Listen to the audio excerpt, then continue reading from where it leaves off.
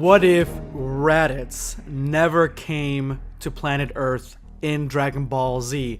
What would be the main difference between the Dragon Ball Z, the Dragon Ball series that we know of now, and that timeline? Let me know in the comment section below.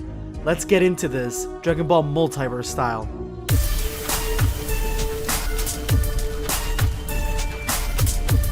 Prepare yourself, Dan Saiyan.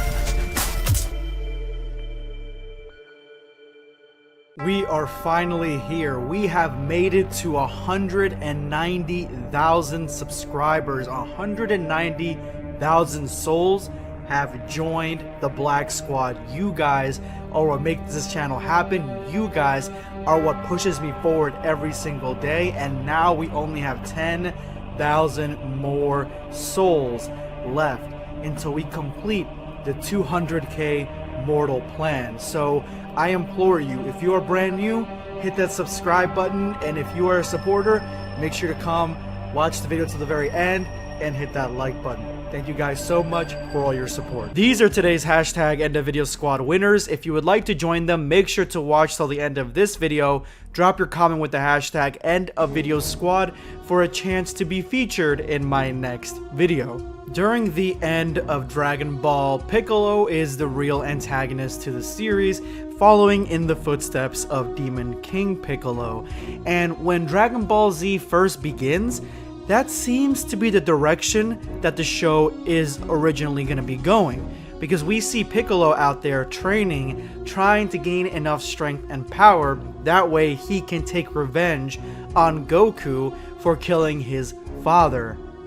It's a real Shakespearean play, and this story is completely cut short with the arrival of Raditz and the introduction to a wider world past planet Earth with the Saiyans, with the Nameks, and with Frieza.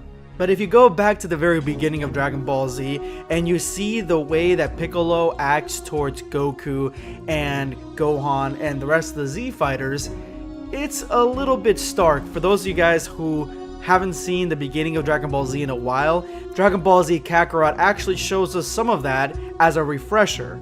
And it is a little strange for those of us who don't quite remember how Piccolo used to be, because he's been such a ally and such a good guy for many arcs. But why did Piccolo change his mind? Why did Piccolo suddenly decide to go with the route of good? And the answer could be found directly within the battle between Goku, Piccolo, and Raditz. It isn't because Goku gave up his life willingly in order to defeat Raditz. It isn't because Gohan was basically fatherless and he decided to go ahead and give him a training education, that way they can go ahead and defeat the Saiyans. Those things are major parts in this decision, but that wasn't it.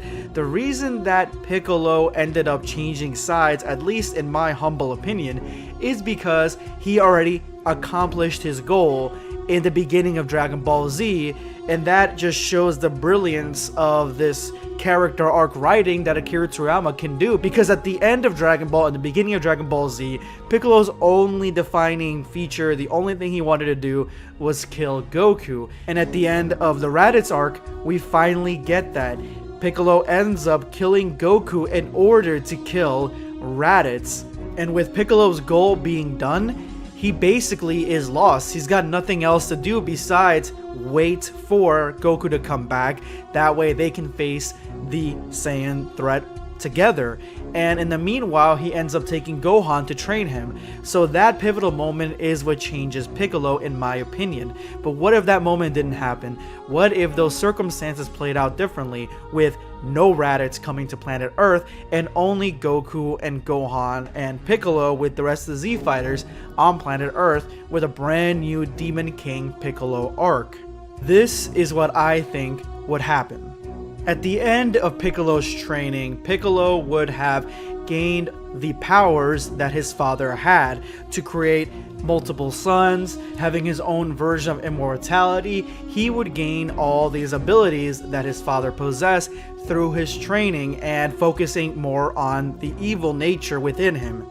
Once he was at a comfortable rate of power that he thought he could defeat Goku at least be on equal terms as Goku one-on-one, he decides to enact his evil plan, and the plan is to take revenge on Goku by killing his friends. So ignoring Goku for a while, letting Goku hang out with his son, raise his son, and hang out with the rest of the Z Fighters, feigning peace, he goes off into the wastelands and creates a castle to himself similar to his father's, creates an army of Piccolo spawn, and he sends those to strategic targets that are soft targets in order to punish Goku. And of course, the first target is going to be Master Roshi's island, and he sends those forces there in the middle of the night to kill everybody on that island. Of course, Master Roshi is a formidable opponent.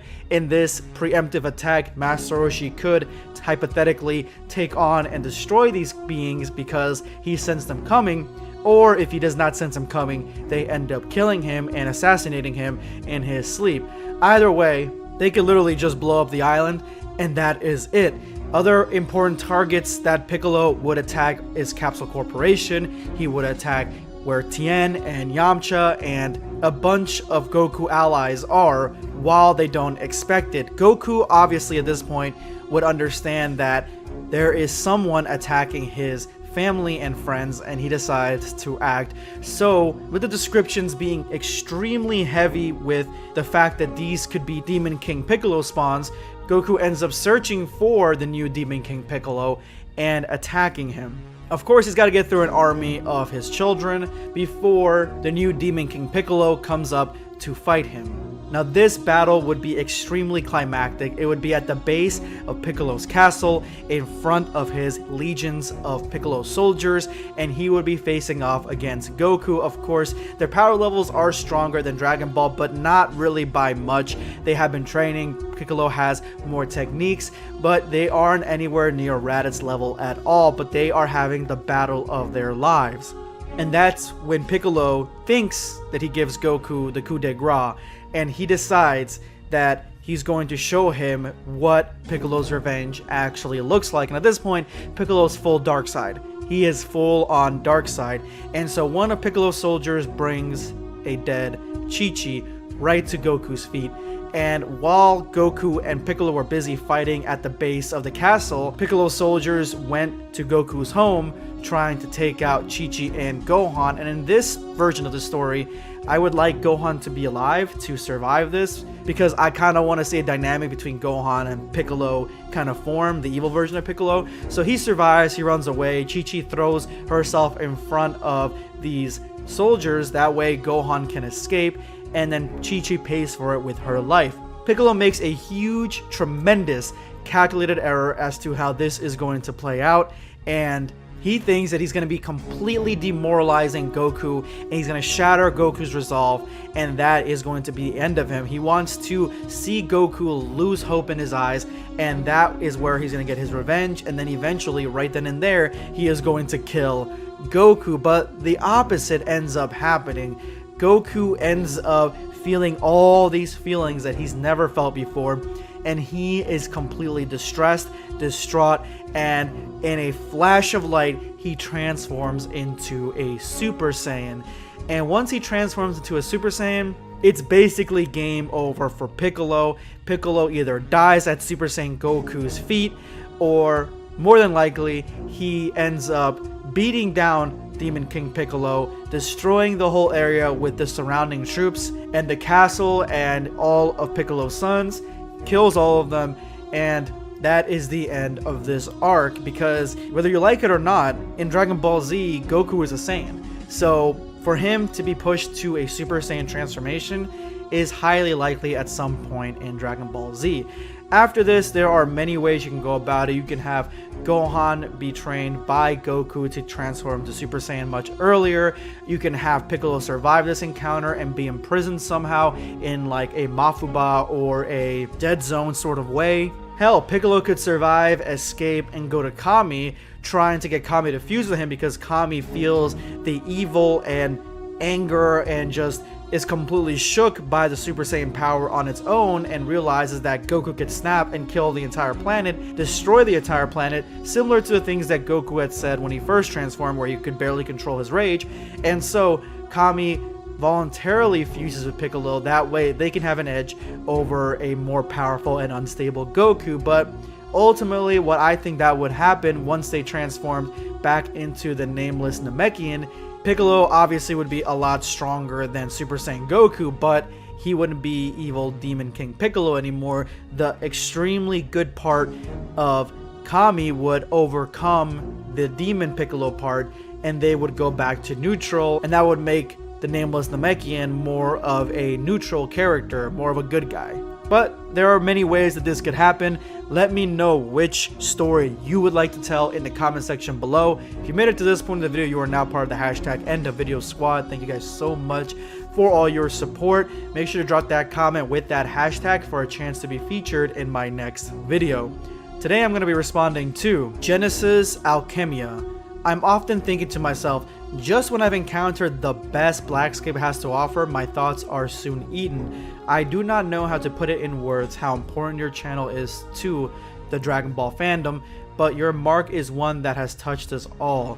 This comment in particular, I obviously like comments, that boast me and makes me feel better, all that stuff, and, compliments what I accomplished with the channel, and praise is always received positively. But the reason I wanted to focus on this comment alone is because it felt really heartfelt, and I work every day, take hours out of my day to make videos, and because I love Dragon Ball, I can always find something to talk about when it comes to Dragon Ball, and it's something that is going to stay with me my entire life. And I'm glad that you guys see that I'm doing something positive for the Dragon Ball community and doing something worthwhile. And I appreciate this comment wholeheartedly. Genesis Alchemia, you are the fucking squad. Thank you so much. This is going to be Blackscape signing off. Take care, guys.